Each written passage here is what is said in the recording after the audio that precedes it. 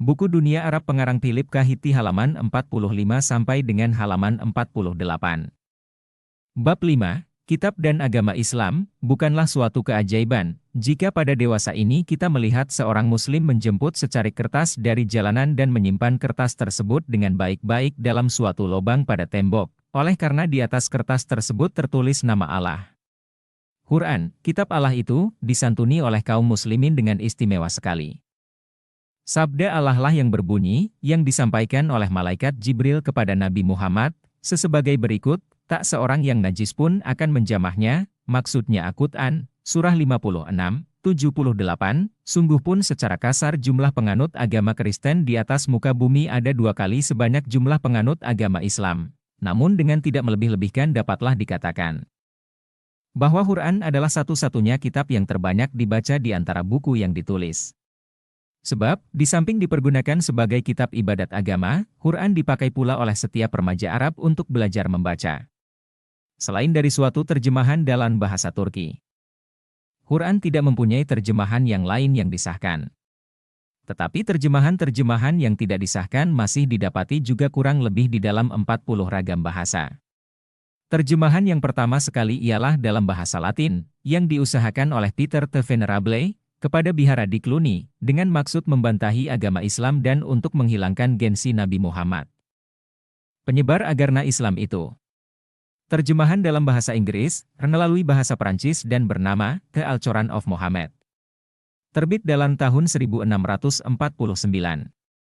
Terjemahan itu diusahakan oleh Alexander Ross, Vicaris Charis Broke, untuk keperluan orang yang ingin mengetahui akan nafsu kemewahan bangsa Turki.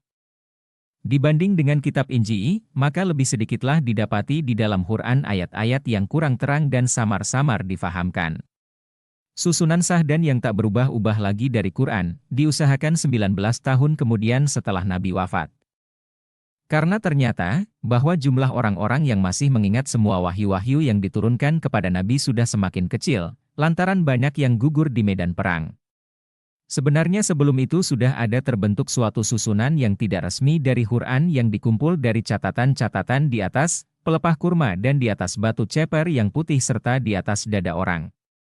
Sesudah tersusun bentuk Quran seperti dikatakan di atas itu, maka semua bentuk susunan lain yang ada pada ketika itu, disuruh musnahkanlah. Sejak itu maka orang pun sangatlah teliti akan jumlah ayat-ayat Quran yang 6.239 banyaknya, kata yang berjumlah 77.934, bahkan huruf-hurufnya yang berjumlah 323.621 itu. Kitab tersebut tidak saja merupakan jantung dari suatu agama, pedoman untuk suatu kerajaan sorga tetapi juga merupakan suatu kompendium ilmu pengetahuan dan dokumen politik yang berisikan perundang-undangan dari suatu kerajaan duniawi. Di dalam kitab Injil dan Quran tidak sedikit jumlah pokok-pokok yang sejajar dan mirip satu sama lain. Hampir semua cerita-cerita bersifat sejarah yang ada di dalam Quran mempunyai sejajarnya pula dalam kitab Injil.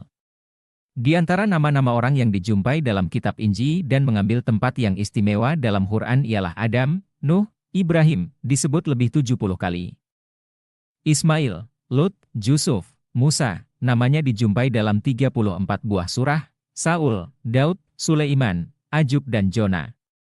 Cerita tentang kejadian alam dan bumi serta kejatuhan Adam, tersebut sebanyak 5 kali, tentang air bah 8 kali dan tentang Sodom 8 kali. Di antara nama-nama dalam perjanjian baru, yang dikemukakan dalam Quran hanyalah Zakaria, Yohanes Pembaptis, Isa dan Maryam.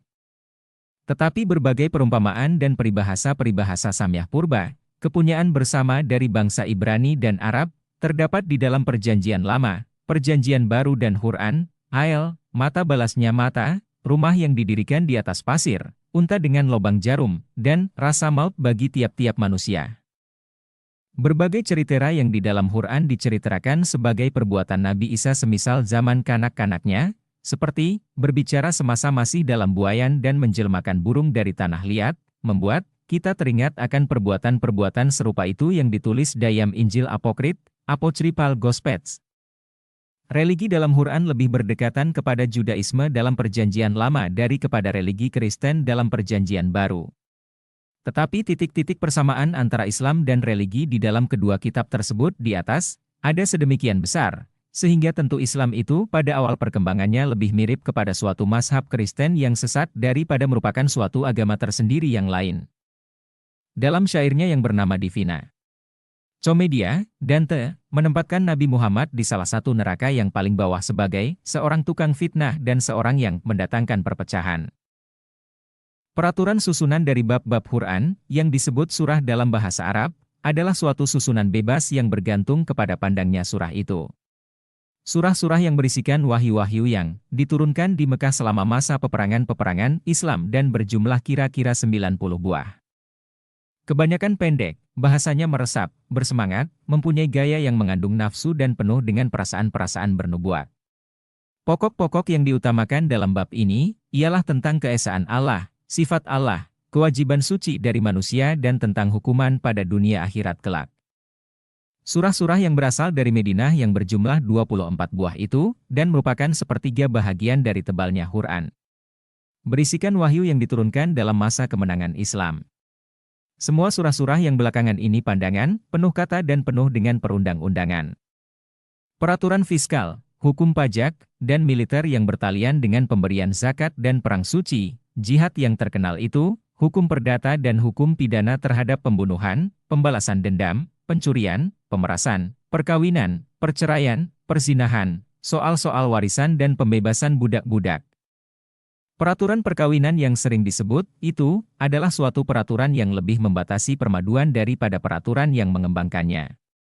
Para kritisi menganggap peraturan mengenai perceraian, Surah 4, 24, 33, 48, 2, 229. Peraturan perkawinan yang sering disebut, itu, adalah suatu peraturan yang lebih membatasi permaduan daripada peraturan yang mengembangkannya. Para kritisi menganggap peraturan mengenai perceraian, Surah 4, 24, 33, 48, 2, 229. Pembebasan budak-budak dianjurkan sebagai suatu perbuatan yang dikehendaki oleh Allah dan sebagai suatu pengorbanan atas dosa-dosa yang diperbuat.